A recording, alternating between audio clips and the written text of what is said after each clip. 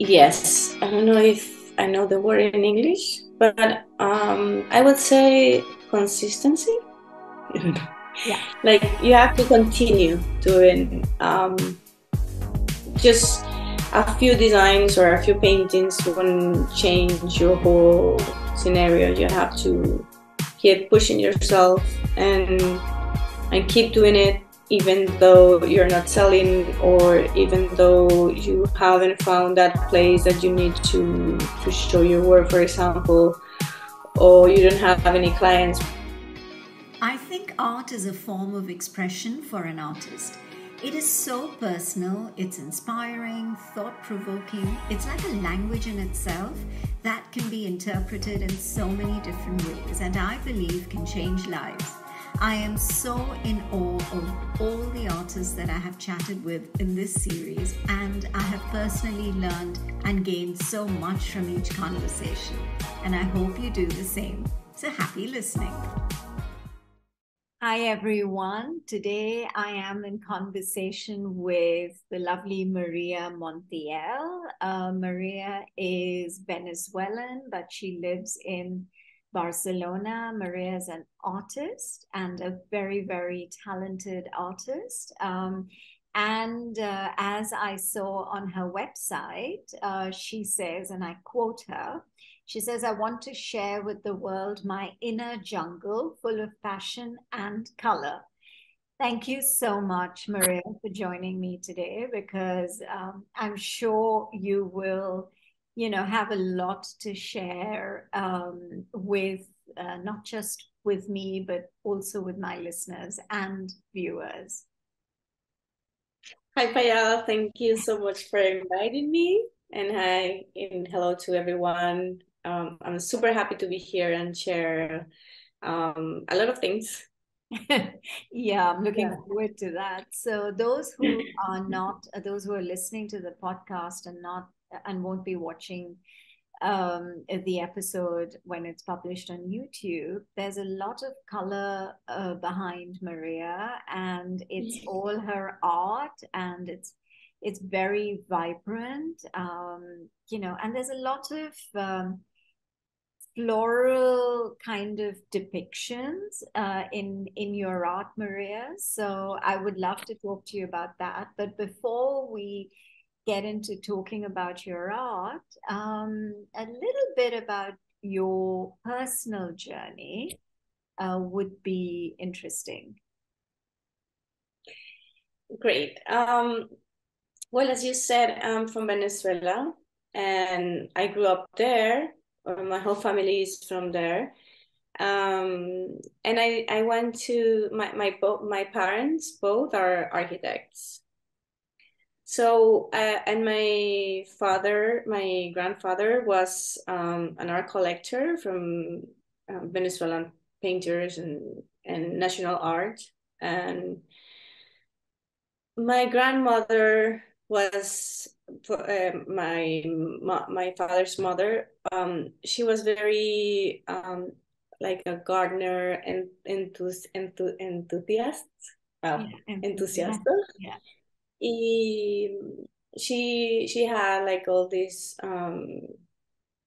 all my every like there was a huge garden around my grandparents' house with mango trees, and she also had a huge collection of orchids. So I was like, when I was growing up, I was surrounded a bit about, from beautiful things, from a lot of nature. My dad is always, he's been also a very nature and gardener and orchid fan. So I've always been surrounded by nature. Um, and every time we did a like a family trip, like a vacation, we've always go to a museum or to an art galleries and things like that. And I remember my parents always talking about, construction materials and, perspective, and a lot of things that made me like aware of like everything, you know, and that really helped me define that I wanted to be a graphic designer. So I knew that I wanted to do something artistic, but I didn't know what when I was in school. And then when I decided I didn't want to be an architect, but I wanted to do something more um, more expressive. I don't know. Less technical Yeah, and more free flow, creative kind yeah, of work. Okay, okay. yeah. So I went to graphic design school. It was the career I did in Venezuela was very like complete. It had a lot of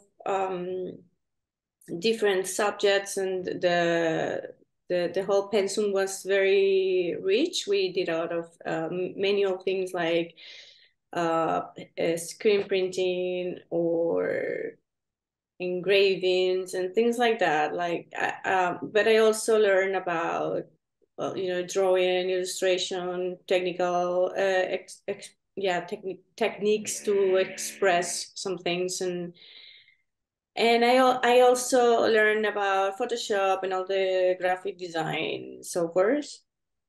So at the end of my career, I developed like a special love for illustration, and um yeah, the final years, like the last year, I was also like supported by a teacher, and she was very um strict, like very she didn't like anything. Like she was very like, oh, you have to be better, you have to, she was very strict. I don't know if that word Yeah, is yeah, in, yeah. in English. She was a It was perfectionist. hard. Yeah, Yeah, she was yeah, hard, yeah. and she liked what I was doing. So that for me was a huge push, you know, to say, okay, let's trust this. So I started developing. I did a few exhibition solo shows in Venezuela.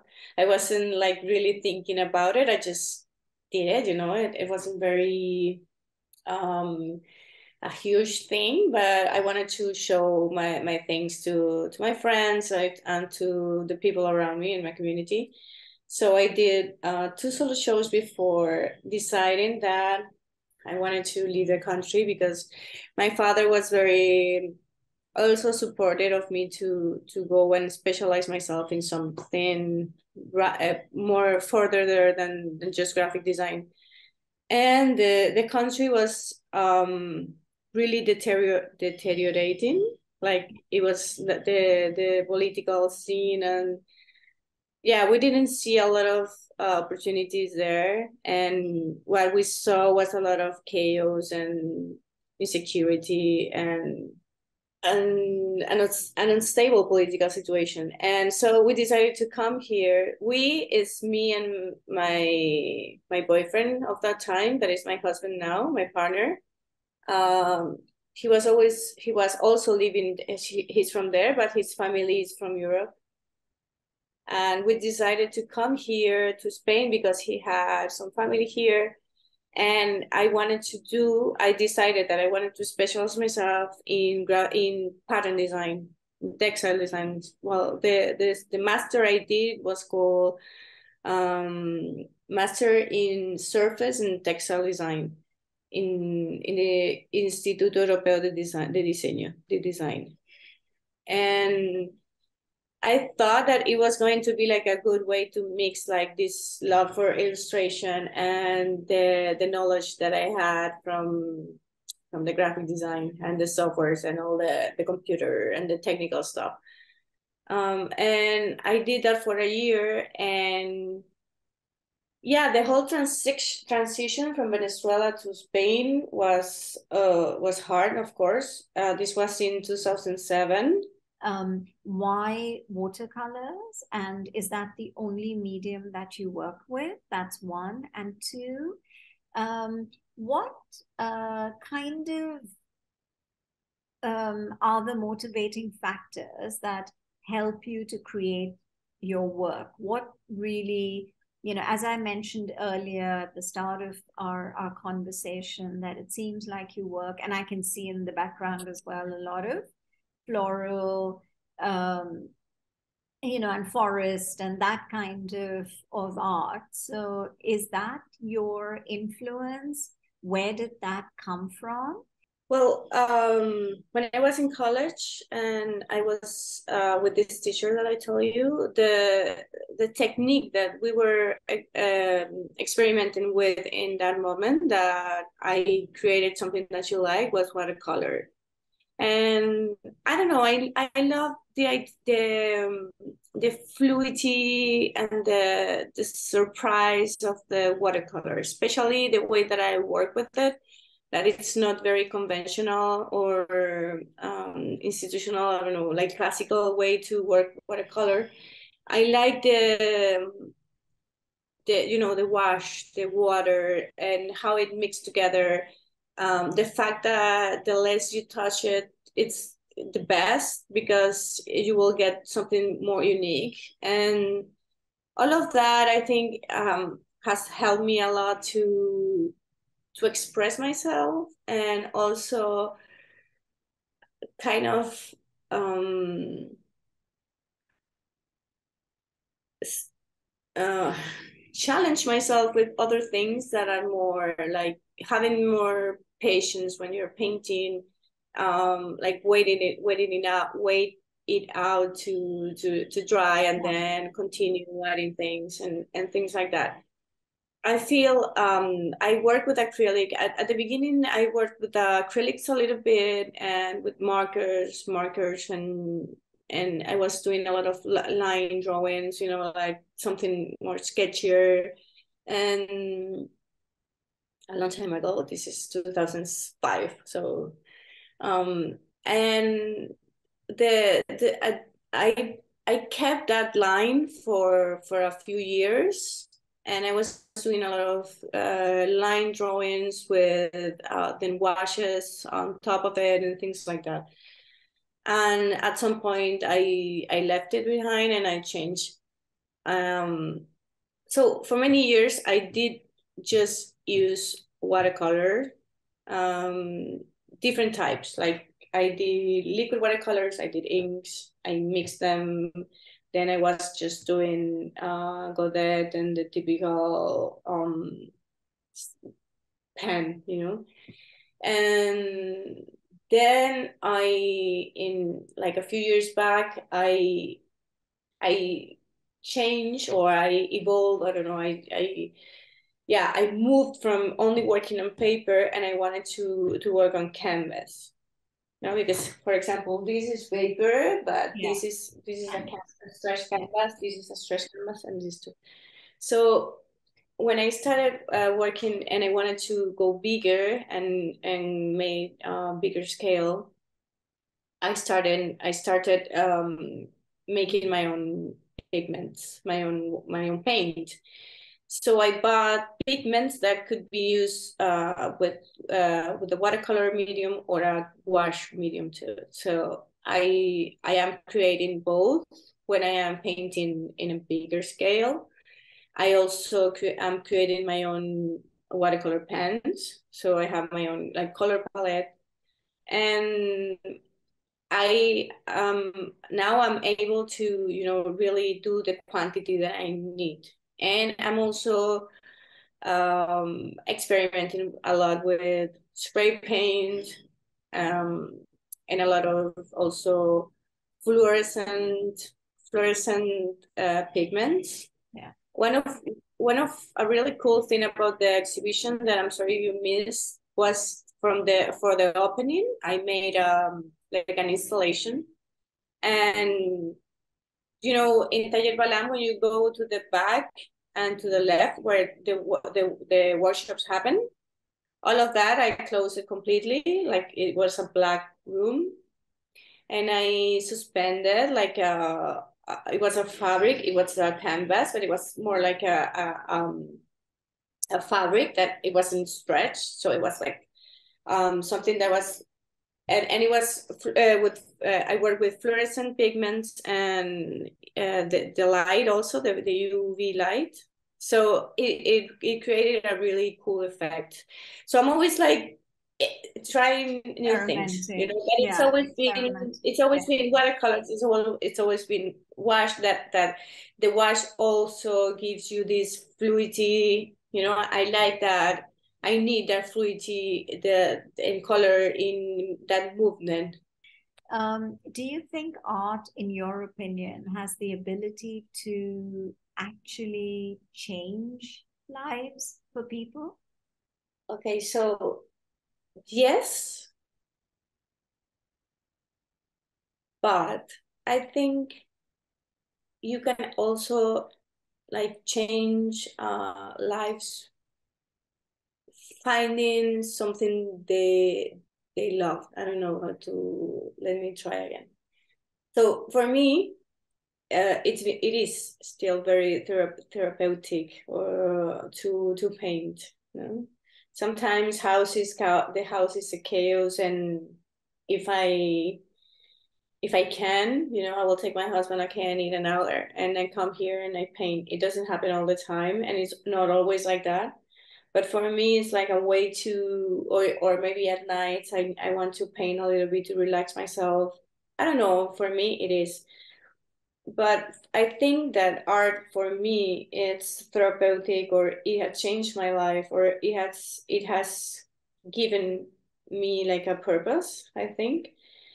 I think you can also find this or yeah, find this feeling with finding what you really love, and doing that, you something that you love. For example, I don't know if someone is having a hard time, but what they love is gardening or cooking, you know, or doing something. I think it's super important that everyone gets that chance, you know, to do something they enjoy, because it makes you, of course, happier, and you're gonna be a better person to everyone around you. Mm. And what I feel and what I can see sometimes, and I see this a lot, is that a lot of people don't know what they like, you know, doesn't know or don't know. They haven't found that because they haven't questioned themselves, or they haven't been led to question themselves. And so yeah, art for when I was in school, I remember my last project on to graduate was working with the left as me the left side of the brain, Okay. the Yeah. and how it was going to be, it was more efficient to teach math, for example, to second graders with drawings and, you know, graphic things, and not just the numbers.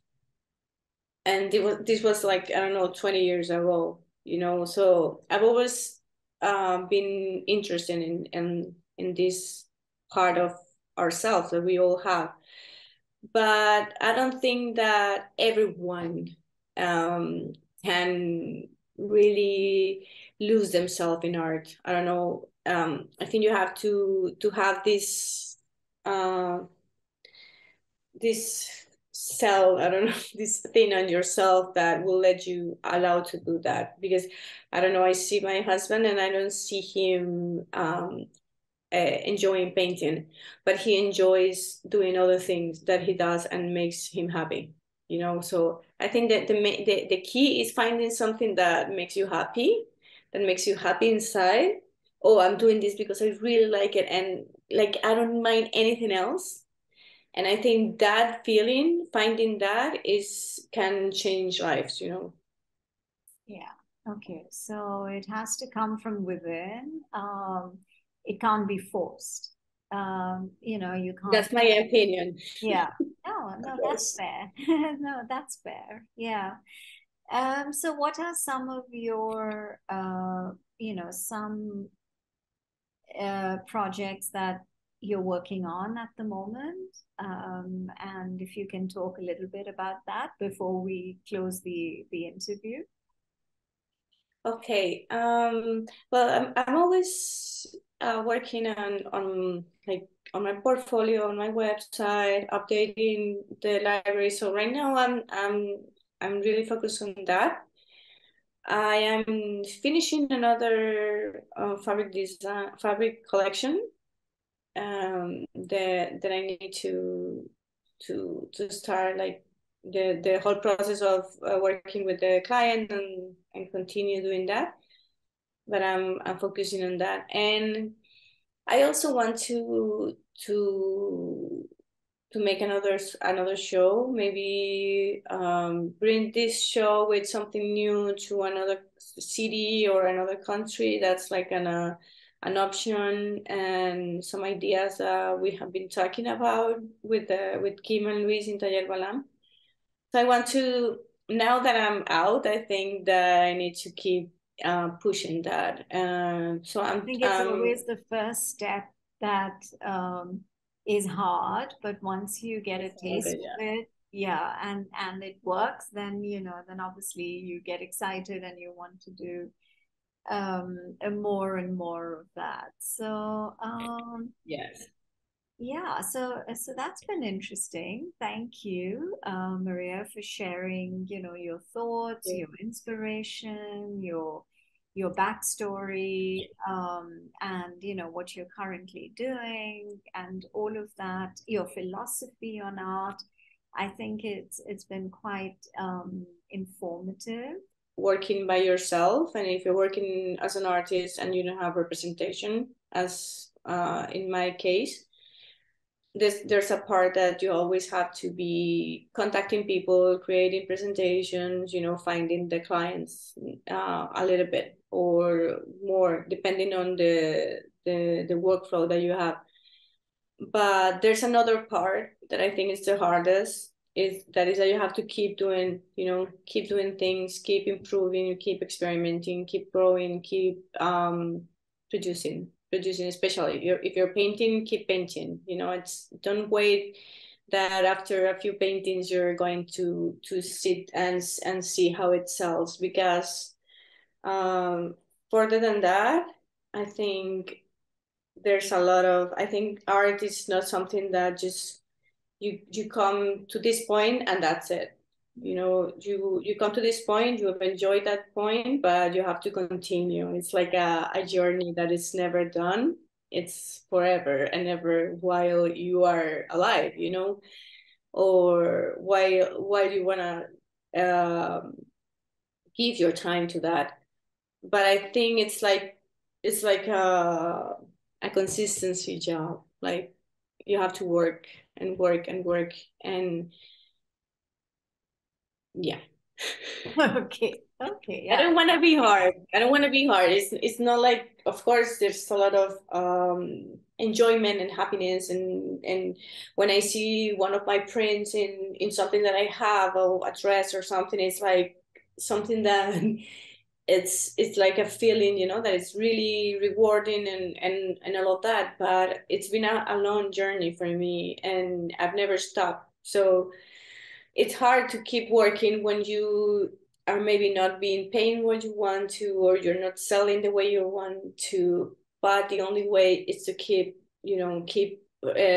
exercising that part of, or that style that you have. Those ideas, they need to keep, you have to keep producing, like, yeah, always. Thank you, Maria. I really enjoyed talking to you. Thank you for inviting me. You have a lot to share, and I wish you all the very best. And the next time I'm in Barcelona, which will be a few months from now, I will definitely look you up. For more weekly conversations, do listen to Melting Pot on Spotify, Apple, and Google Podcasts. Follow us on YouTube and on Instagram at Podcast Melting Pot. So until the next episode, this is Payal signing off.